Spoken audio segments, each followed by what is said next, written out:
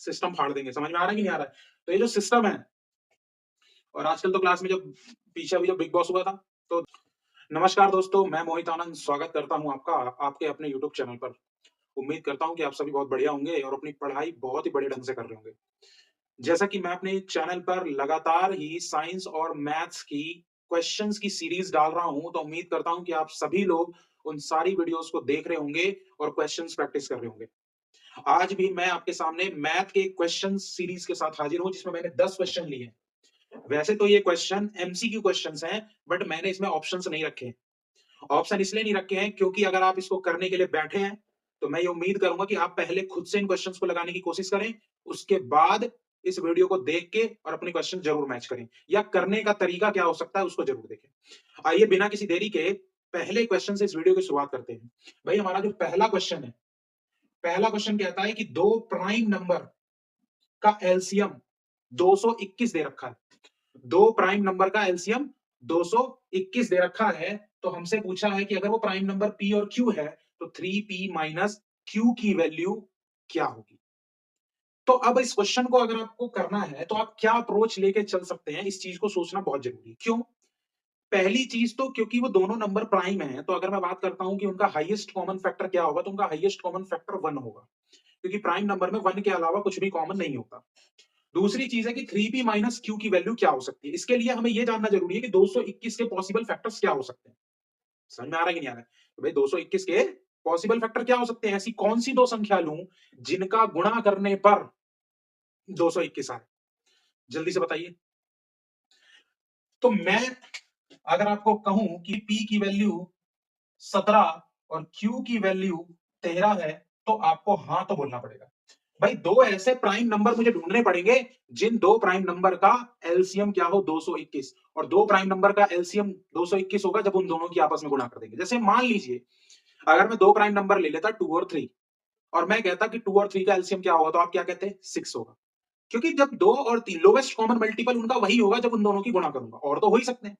समझ में आ रहा है कि नहीं आ रहा है? हाईएस्ट कॉमन फैक्टर तो 1 होगा, क्योंकि दोनों प्राइम नंबर है, दोनों या तो एक से जाएंगे या खुद से जाएंगे, तो एक उनका कॉमन फैक्टर हो जाएगा। अब पी ही 17 क्यों लिया? पी 17 इसलिए लिया क्योंकि यहां कंडीशन में कह दिया है कि पी बड़ा है किससे? क्यू से। हमसे पूछा गया कि 3p माइनस क्यू की वैल्यू निकालिए, तो 3 इंटू 17 माइनस क्यू की वैल्यू कितनी है? 13। 17 3 जा 51 minus 13, then your answer will be कितना होगा? 38 आंसर होगा। उम्मीद करता हूं कि ये क्वेश्चन आपको बहुत ही बढ़िया तरीके से, पहला जो क्वेश्चन है वो समझ में आया होगा। भाई क्वेश्चन नंबर सेकंड की बात करता हूं। क्वेश्चन नंबर जो हमारा सेकंड है, क्वेश्चन नंबर सेकंड कहता है कि अगर एक नेचुरल नंबर को, प्राकृतिक संख्या को बढ़ा दिया जाए किससे? 12 से, तो वो अपने ही रेसिप्रोकल के 160 टाइम्स के इक्वल हो जाता है। अब मान लीजिए मैंने नेचुरल नंबर ले लिया x, let the natural number be x। अब अगर मैं x को 12 से बढ़ा दूं, तो वो अपने ही रेसिप्रोकल का कितना हो जा रहा है? 160 टाइम्स हो जा रहा है। भाई स्टेटमेंट के अकॉर्डिंग तो यही है। उसने कहा कि बताइए नंबर क्या है, तो x plus 12 is equals to क्या है? 160 अपॉन x। इसको मैं इधर ले आऊं, तो आप देखेंगे, आप इसको इधर भी ले जा सकते हो, इसको इधर भी ला सकते हो, आपकी मर्जी। 12 इज इक्वल्स टू क्या होगा? 160 अपॉन में x माइनस x, तो हो जाएगा 160 minus x square upon x is equals to 12। तो यहां से एक क्वाड्रेटिक बनती हुई दिखाई दे रही है, 12x, क्योंकि इस x को मैं दोबारा इधर ले जाऊंगा, is equals to 160 minus x square. पूरे टर्म को उठा के इधर ले आओ। क्यों ले आओ? क्योंकि मैं चाहता हूं मेरा एक्स स्क्वायर क्या रहे? पॉजिटिव रहे। Then x square plus 12x minus 160 is equals to 0। अब मुझे इस क्वाड्रेटिक इक्वेशन को सॉल्व करके उस नेचुरल नंबर को फाइंड करना है, और हम जानते हैं कि क्वाड्रेटिक इक्वेशन को सॉल्व करने का तरीका क्या है कि 160 के पॉसिबल फैक्टर्स मुझे क्या करने पड़ेंगे? निकालने पड़ेंगे, और मेरे को क्या चाहिए? 12 चाहिए। तो बताइए 160 को किस तरीके से करा जाए कि आपको 12 आ जाए? भाई 1 इंटू 160 हो सकता है, 2 इंटू 80 हो सकता है, और 4 इंटू 40 हो सकता है, और क्या 5 इंटू 32 हो सकता है, और क्या हो सकता है बताइए? 8 इंटू 20 हो सकता है, और भी हो सकता है, लेकिन मुझे दिख गया कि 12 चाहिए, तो ये मुझे 12 दे देगा इस तरीके से।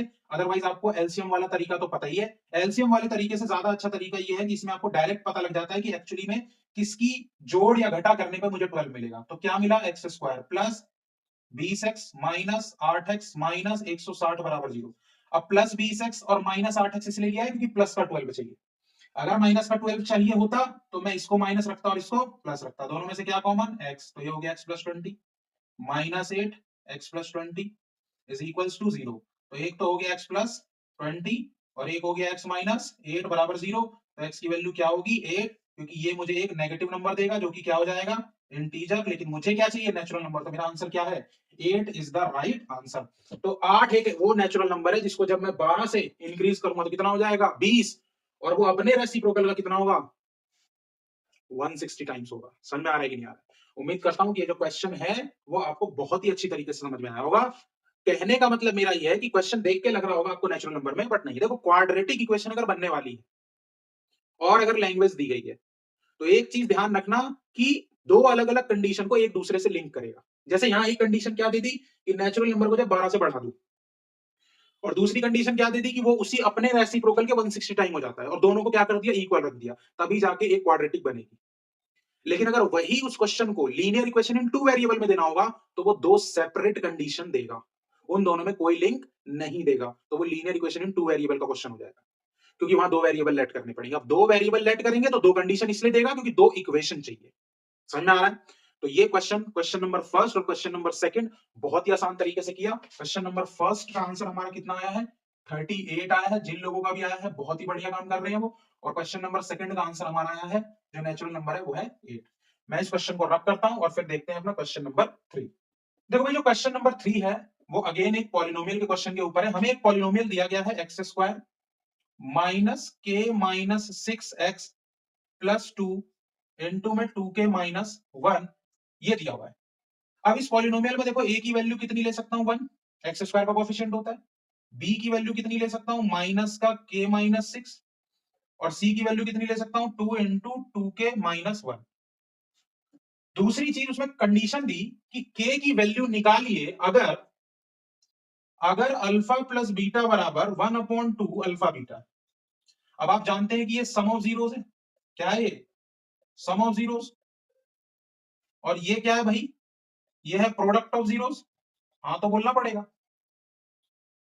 तो अगर मैं सम ऑफ जीरोस और प्रोडक्ट ऑफ जीरोस निकाल लूं, जैसे कहने का मतलब है अल्फा प्लस बीटा क्या होगा? माइनस बी अपॉन ए, क्योंकि अल्फा और बीटा जीरोस है, दिया गया है क्वेश्चन में। तो माइनस और माइनस प्लस हो गया, तो ये बन गया के माइनस 6 अपॉन में 1। तो अल्फा प्लस बीटा की वैल्यू तो ये आ गई।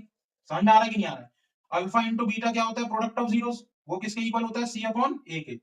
अब बताइए सी क्या है? सी है मेरा 2 इंटू 2k माइनस 1 अपॉन में 1। तो ये मेरी अल्फा इंटू बीटा की वैल्यू आ गई। अब इसे जैसे ही मैं इस इक्वेशन में पुट करूंगा तो मुझे k मिल जाएगा, क्योंकि पूरी इक्वेशन में सिर्फ एक वेरिएबल होगा और वो एक वेरिएबल k होगा। जैसे मैं अल्फा प्लस बीटा की जगह क्या लिख सकता हूँ? k माइनस 6 बराबर 1/2 मल्टीप्लाई 2 इंटू में 2k माइनस 1। तो इस 2 से 2 गया, k माइनस 6 बराबर कितना हो गया? 2k minus 1। k को इधर लाऊंगा, 1 को इधर ले जाऊंगा, तो minus 6 plus 1 is equals to 2k minus k। तो then k is equals to क्या हो जाएगा? माइनस का 5 हो जाएगा। और बहुत ही सिंपल तरीके से मुझे पता लग गया कि क्वेश्चन नंबर थर्ड में k का जो मान है वो -5 है। भाई, अगर किसी भी क्वेश्चन में किसी भी तरह की क्वेरी है तो आप कमेंट करना तो बिल्कुल ना भूलें। समझ में आ रहा है कि नहीं आ रहा? और वीडियो अगर इस पॉइंट तक पहुंच गए आप वीडियो में, तो वीडियो को लाइक करिए, और हर एक बच्चे के साथ जो 10th क्लास की प्रिपरेशन कर रहा है उसके साथ इस वीडियो को शेयर करना तो बिल्कुल ना भूलिए। समझ में आ रहा है? आइए देखते हैं अपना question number 4। Question number 4 linear equation in two variable का क्वेश्चन है, जिसमें दो इक्वेशंस दी गई और हमसे कहा गया कि ये दोनों इक्वेशंस कैसी हैं? इनकंसिस्टेंट। तो बताइए के की वैल्यू क्या होगी?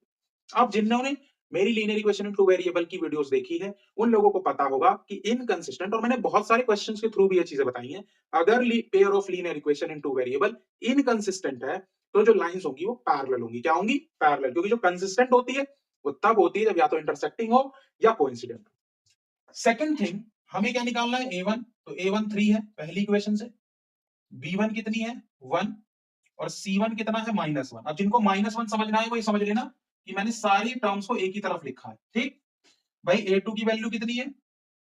2k minus 1। B2 की वैल्यू कितनी है? k minus 1। और C2 की वैल्यू कितनी है? माइनस की 2k प्लस 1। समझ में आ रहा है? अगर लाइंस इनकंसिस्टेंट है तो A1 अपॉन A2 बराबर होगा B1 अपॉन B2 के, बराबर नहीं होगा C1 अपॉन C2 के। इसमें रेशियो पुट करते हैं 3 अपॉन 2k माइनस 1 बराबर 1 upon k minus 1 is not equals to minus 1 upon minus 2k plus 1। तो मैं इन दोनों से ही अपनी k की वैल्यू निकाल लूंगा। जैसे ही मैं क्रॉस मल्टीप्लाई करूंगा तो क्या हो जाएगा 3k minus 3 is equals to, इधर क्या हो जाएगा 2k माइनस 1, k वाले टर्म को एक तरफ और कांस्टेंट टर्म एक तरफ। तो ये क्या हो जाएगा मेरे बच्चों 3k माइनस 2k बराबर माइनस 1 प्लस 3। तो k की वैल्यू यहां से कितनी आती दिखाई दे रही है 2। यानी अगर k की वैल्यू 2 हो गई तो ये जो सिस्टम है इक्वेशन के, सिस्टम फाड़ देंगे। समझ में आ रहा है कि नहीं आ रहा है? तो ये जो सिस्टम है, और आजकल तो क्लास में जब पीछे अभी जब बिग बॉस हुआ था तो जब जैसी सिस्टम बोलता था तो समझ ही गए होंगे आप लोग। तो सोशल मीडिया के ट्रेंड पर रहते ही होंगे, ऐसी बात नहीं है। अगर यूट्यूब पे वीडियोस देख रहे हैं तो इंस्टा फेसबुक तो आजकल कॉमन हो गया। तो सिस्टम ऑफ इक्वेशन जो होगा वो क्या होगा, इनकंसिस्टेंट होगा। समझ में आ रहा है? तो के की वैल्यू क्या निकल के आ रही है हमारी, यहां से के की वैल्यू निकल के आ रही है 2। तो चीजों को एकदम सिंपल कट रखोगे तो बहुत ही आसान तरीके से क्वेश्चन आ जाएंगे। ये तो बहुत डिटेल में मैं कर रहा हूं कि मैं इतना कुछ लिख रहा हूं, अदरवाइज आपको पता है कि अगर एमसीक्यू आया होता तो आप सीधा वैल्यू पुट करते 3 के बटे में ये, इसके बटे में ये। इनकंसिस्टेंट है तो मैं तीसरा वाला पुट भी नहीं करूंगा, मैं इन्हीं दोनों से क्वेश्चन निकाल के अपना आगे बढ़ जाऊंगा। समझ में आ रहा है? कोई दिक्कत है नहीं है? तो चैनल पर अगर नए हैं, सब्सक्राइब नहीं कर रखा तो सब्सक्राइब करना तो बिल्कुल बनता है, और वीडियो को शेयर करिए, लाइक करिए। क्वेश्चन नंबर 5 की बात करता हूं। देखिए, जो हमारा क्वेश्चन नंबर 5 है, अब वो कईयों का दिमाग हिला सकता है। क्यों? क्योंकि मॉडल क्लास पूछा है, कोई बहुत बड़ी चीज नहीं पूछी। और बच्चों को पता है कि जिस भी क्लास इंटरवल की फ्रीक्वेंसी क्या होती है, मैक्सिमम। मैक्सिमम फ्रीक्वेंसी वाली क्लास इंटरवल क्या होती है, मॉडल क्लास। अब मैं गारंटी से कह रहा हूं कि आधे से ज्यादा बच्चे जिन्होंने थोड़ा भी दिमाग नहीं लगाया वो इस फ्रीक्वेंसी को देख के आंसर मार देंगे। और ऑप्शन में ये क्लास इंटरवल भी है। लेकिन मैं आपकी जानकारी के लिए बता देना चाहता हूं कि ये बिल्कुल गलत है। क्यों? क्योंकि ये जो एक क्यूमुलेटिव फ्रीक्वेंसी डिस्ट्रीब्यूशन टेबल है, ये लेस देन वाली है, बिलो वाली। मुझे एक बात बताओ, उसने कहा 10 से कम मार्क्स, तो जब 10 से कम मार्क्स आए होंगे तो क्या मार्क्स 0 और 10 के बीच आए होंगे? हाँ बोलना पड़ेगा। फिर जब 20 से कम मार्क्स आए होंगे तो क्या 10 और 20 के बीच वाला आएगा? 30 से कम मार्क्स में 20 से 30 का क्लास इंटरवल बनेगा। 40 से कम वाले में 30 से 40 का क्लास इंटरवल बनेगा। 50 से कम वाले में 40 से 50 वाला बनेगा। और 60 से कम वाले में 50 से 60 बनेगा। लेकिन एक चीज ध्यान रखो, जब भी कभी बिलो और अबव वाला ये फ्रीक्वेंसी डिस्ट्रीब्यूशन टेबल देगा तो ये जो फ्रीक्वेंसी दी गई है क्यूमुलेटिव फ्रीक्वेंसी है, इसको फ्रीक्वेंसी समझने की गलती बिल्कुल ना करें। भाई मुझे एक बात बताओ, क्वेश्चन में लिखा गया है कि मार्क्स बिलो 20, तो अगर मैं क्लास के अंदर पूछता हूं कि कितने बच्चों के मार्क्स 20 से कम हैं, तो आप मानते हैं कि जिनके मार्क्स 10 से कम होंगे वो भी हाथ खड़ा करेंगे कि सर मेरे भी मार्क्स 20 से कम है? समझिएगा बात को। क्योंकि मैंने अभी ये तो नहीं कहा ना कि किनके मार्क्स 10 या 10 से ज्यादा और 20 से कम है, तो नो वाला हाथ नहीं उठाता। समझ में आ रहा है कि नहीं आ रहा है? लेकिन अगर मैंने कह दिया कि किसके मार्क्स 20 से कम है तो नो वाला भी हाथ उठाएगा। तो ये जो 20 से कम में 12 स्टूडेंट हैं, इसमें ये 3 जुड़ा हुआ है, ये चीज ध्यान रखनी है। समझ में आ रहा है कि नहीं आ रहा है? तो जब मैं फ्रीक्वेंसी बनाऊंगा, जब मैं फ्रीक्वेंसी लिखूंगा, तो भाई 10 से कम में तो 3 के 3 एज इट इज रहेंगे। पहला टर्म, पहली फ्रीक्वेंसी सेम रहेगी। दूसरे के लिए पहला वाला घटाते जाओ, प्रीसीडिंग वाले से घटाते जाओ। 12 में से 3 गए 9, यानी 9 ऐसे बच्चे हैं जिनके मार्क्स 10 और 20 के बीच है। अब जब मैं कहूंगा 30 से कम, तो 30 से कम में वो भी उठाएगा जिसके नंबर 22 आए होंगे। हाँ तो बोलना पड़ेगा। वो भी उठाएगा जिसके नंबर 15 आए होंगे। वो भी उठाएगा जिसके नंबर 9 आए होंगे। नहीं आए होंगे? आप खुद सोच के कमेंट में हाँ लिखिए कि आए होंगे कि नहीं आए होंगे। तो आप तो फंस गए अगर आपने इस बेसिस पर अपना मॉडल क्लास चुन लिया। तो यहां पर जब आप 20 से 30 के बीच निकाल रहे होगे तो 27 में से 12 घटाना होगा। अब कई यहां क्या करेंगे, 12 और 3 15 घटा देंगे ना भाई, 15 नहीं घटाना, क्योंकि इस 12 में ये 3 ऑलरेडी इंक्लूडेड है। हाँ तो बोलना पड़ेगा। तो आपको 27 में से सिंपली 12 घटाना है तो क्या है 15। 57 में से 27 घटाओगे तो 30। 75 में से 57 घटाओगे 18। और 80 में से 75 घटाओगे तो 5। पहचानने का तरीका यह है कि अगर आपने यहां पर सिग्मा एफ आई किया तो जोड़ के देख लो 80 आएगा, लास्ट वाले के इक्वल आएगा, इस बात की गारंटी है। अब मुझे बताओ कि मॉडल क्लास कौन सा होगा। तो अब आधे से ज्यादा बच्चों को पता चल चुका है कि ये फ्रीक्वेंसी क्या है, मैक्सिमम। यानी मॉडल क्लास क्या है, 30 से 40। हाँ बोलना पड़ेगा। बहुत ही धुआंधार तरीके से क्वेश्चन नंबर 5 का खात्मा कर दिया इस वीडियो के अंदर। समझ में आ रहा है कि नहीं आ रहा है? ये अगले क्वेश्चन की ओर बढ़ते हैं, sixth question. Question number 6 triangle का एक बहुत ही बढ़िया क्वेश्चन है, दिमाग थोड़ा सा खराब कर सकता है लेकिन दिमाग बिल्कुल खराब नहीं करना है। गिवन फिगर के अंदर में ए सी बी एंगल और angle C D A equal है, कुछ साइड के रेशियो दिए गए हैं और हमसे पूछा है बी डी। देखो भाई, इस क्वेश्चन में सिमिलैरिटी लगने वाली है। मैंने दो ट्राइंगल ले लिए, in triangle A C B बड़ा वाला ट्राइंगल और दूसरा ले लिया ट्राइंगल ए सी डी। सबसे पहली चीज तो ए सी बी एंगल और एंगल सी डी ए दोनों इक्वल है। क्यों इक्वल है भाई? गिवन है। दूसरी चीज अगर आपको दिख रही हो तो एंगल ए क्या है? कॉमन है। और हम पढ़ चुके हैं कि अगर दो ट्राइंगल में दो एंगल इक्वल हो जाएं तो दोनों ट्राइंगल सिमिलर हो जाते हैं। क्या हो जाते हैं? सिमिलर। एंगल सिमिलैरिटी लग जाती है। हाँ बोलना पड़ेगा। और इसके बाद हमने एक चीज पढ़ी है कि अगर दो ट्राइंगल सिमिलर हैं तो उनके कॉरस्पॉन्डिंग साइड का रेशियो इक्वल होगा। सबसे बड़ा चैलेंज यही होता है कि किसके कॉरस्पॉन्डिंग क्या है। अब किसके कॉरस्पॉन्डिंग क्या है ये पोजीशन वाइज पता लगेगा। कैसे? जैसे एंगल ए सी बी किसके इक्वल था? सी डी ए के। तो ए सी बी के सामने वाली साइड कौन सी है बताओ? क्या ए बी है? तो इसके इक्वल एंगल कौन सा था? Angle D. तो एंगल डी के सामने वाली साइड कौन सी है? ए सी। हाँ बोलना पड़ेगा। बराबर। अब एंगल ए कॉमन है। एंगल ए के सामने वाली साइड कौन सी है? छोटे वाले ट्राइंगल में सी डी, तो छोटे वाले को नीचे लिख रहे हैं। बड़े वाले में ए के बराबर कौन है बताइए? C B. तीसरी साइड कौन सी बच गई बड़े वाले की? वो है ए सी। और छोटे वाले की कौन सी बच गई? A D. यानी इन तीनों कॉरस्पॉन्डिंग साइड का रेशियो क्या होगा? इक्वल होगा। चूंकि ट्राइंगल सिमिलर है इसलिए कॉरस्पॉन्डिंग साइड का रेशियो क्या होगा? इक्वल। मुझे बताओ ए बी की वैल्यू कितनी है?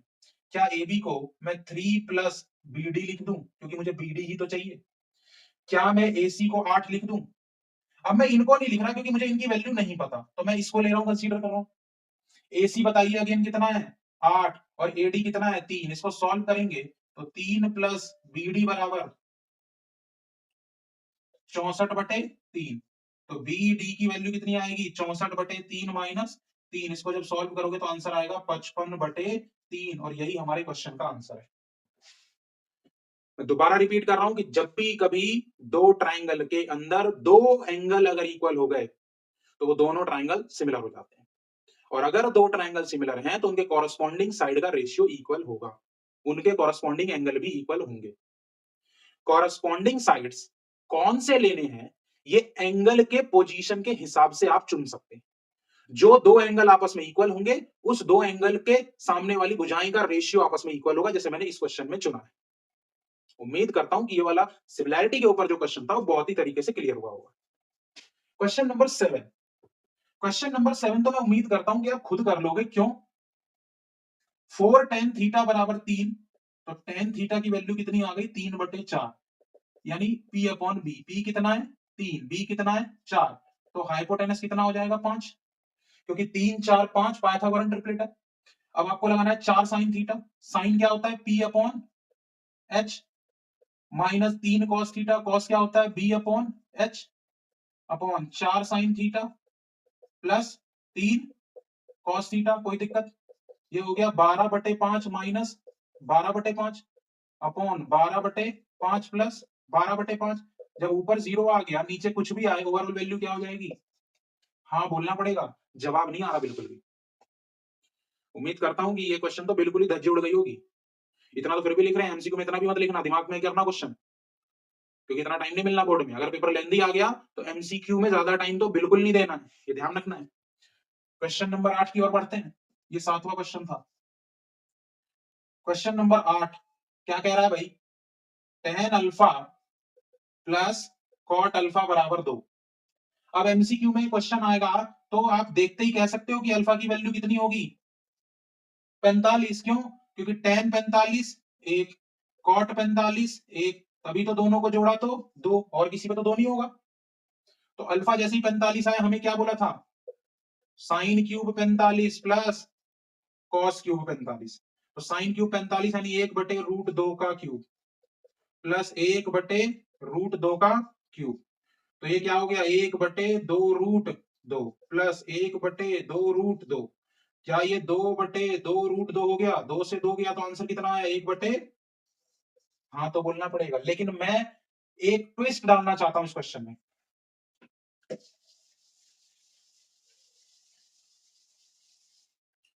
और वो ट्विस्ट ये है कि 8वें क्वेश्चन में जो ऑप्शंस हैं वो है 1/2, √3/2 और √2 और √2/2। मैं आपसे पूछना चाहता हूं कि इन दिए गए 4 ऑप्शंस में से कौन सा ऑप्शन करेक्ट है, आपको ये कमेंट करके बताना है।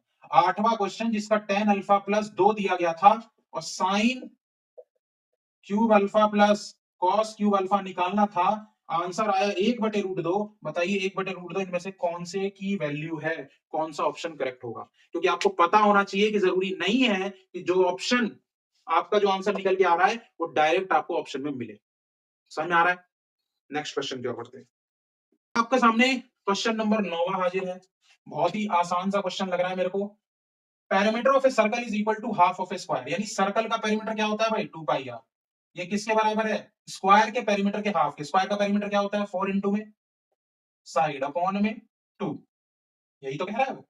तो जब 2 से 2 काटूंगा तो 2 पाई आर बराबर 2 इंटू में साइड, और 2 से 2 काटूंगा तो पाई आर बराबर साइड, यानी जहां दिख जाए स्क्वायर की साइड वहां क्या पुट कर दूं? पाई आर।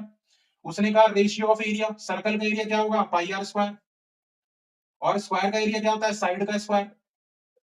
अब साइड का स्क्वायर क्या होगा? तो पाई आर स्क्वायर अपॉन में पाई स्क्वायर आर स्क्वायर। ये ध्यान रखना है, कहीं तो करेंगे पाई आर स्क्वायर, काट दिया 1:1, गलत। अब पाई से पाई गया, आर स्क्वायर से आर स्क्वायर गया, तो ये कितना बचा? 1/पाई। अब 1/पाई का मतलब है 1/22/7। ये 7 कहां जाएगा? ऊपर, तो रेशियो आएगा 7:22। जिसने भी पहली गलती यहां कर दी कि साइड के स्क्वायर को पाई आर स्क्वायर लिख दिया, पहले तो वो बर्बाद। और जिसने यहां कर दिया रेशियो लिख दिया 22:7, तो दूसरा वो यहां बर्बाद। आंसर है 7:22। क्वेश्चन नंबर 9, बहुत ही आसान तरीके से। क्वेश्चन नंबर 10, आज का आखिरी क्वेश्चन, इस वीडियो का आखिरी क्वेश्चन। अगर आप इस पॉइंट तक पहुंच चुके हैं तो वीडियो को लाइक करना तो बिल्कुल बनता है। आपके अंदर पेशेंस है, पेशेंस बहुत जरूरी है। देखो आजकल बच्चों की आदत क्या हो गई? वन शॉट लगा रहे हैं। सुबह उठा, पेपर देने जाना है, वन शॉट पढ़ लिया, सोचते हैं एक आधा क्वेश्चन तो लड़ ही जाएगा। और सही है, ठीक है, दुनिया फास्ट हो रही है, आप भी फास्ट हो जाओ, पर इतने फास्ट ना हो जाओ कि एक्चुअल कॉन्सेप्ट से ही बिछड़ जाओ। समझ में आ रहा है कि नहीं आ रहा है? क्वेश्चन नंबर 10 में कहा गया 2 डाइस को फेंका गया, क्या चांसेस है कि एटलीस्ट एक बार क्या आएगा? 5 आएगा। अब अगर आपको ध्यान हो तो जो नंबर ऑफ पॉसिबल आउटकम बनेंगे वो तो ये भी हो सकता है कि 1,5 आ जाए, 2,5 आ जाए, 3,5 आ जाए, 4,5 आ जाए, 5,5 आ जाए और 6,5 आ जाए। हाँ तो बोलना पड़ेगा कम से कम एक बार 5 में। इस वाली लाइन में तो 5,1 में भी एक बार आया है, 5,2, 5,3, 5,4 और 5,6, क्योंकि 5,5 पहले लिख दिया भाई। एटलीस्ट वंस, और बताया था ना एटलीस्ट का कॉन्सेप्ट, माता जी के ऊपर एक वीडियो बनाई थी, उसमें बताया था कि कम से कम एक रोटी। तो 1:5, 2:1,5, 2,5, 3,5, 4,5, 5 की पूरी सीरीज में कम से कम एक बार तो आ ही रहा है। इसमें 2 बार आ गया, उसको भी कंसीडर करेंगे, और 6,5। इसके अलावा कहीं भी कम से कम एक बार 5 देखने को नहीं मिलेगा। टोटल नंबर ऑफ आउटकम्स कितने होते हैं जब 2 डाइस को रोल किया जाता है? 36। इसमें ये क्या है? 1, 2, 3, 4, 5, 6, 7, 8, 9, 10, 11। तो 11/36 जो है वो इस इवेंट की प्रोबेबिलिटी हो जाएगी। और बहुत ही आसान तरीके से आपका क्वेश्चन, और इस वीडियो को हम यहीं पर समाप्त करते हैं। उम्मीद करता हूं कि वीडियो पसंद आई होगी। मिलूंगा नेक्स्ट वीडियो में साइंस की कुछ और क्वेश्चंस के साथ। तब तक के लिए अपना ध्यान रखिए। धन्यवाद।